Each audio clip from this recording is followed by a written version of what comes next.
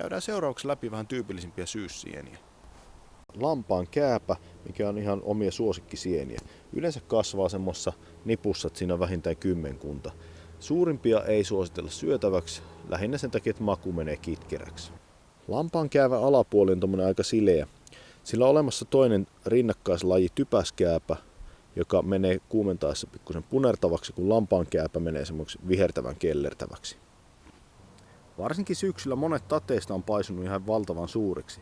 Ne ei välttämättä enää sovellu ruokakäyttöön, ja helpoin tapa mun mielestä on testata sille, että painaa ihan siihen lakkiin silleen kevyesti. Ja jos siihen tulee helposti tommonen reikä, niin se tarkoittaa, että se on jo pilalla. Tässä meillä on limanuljaska, 2 tähden ruokasieni.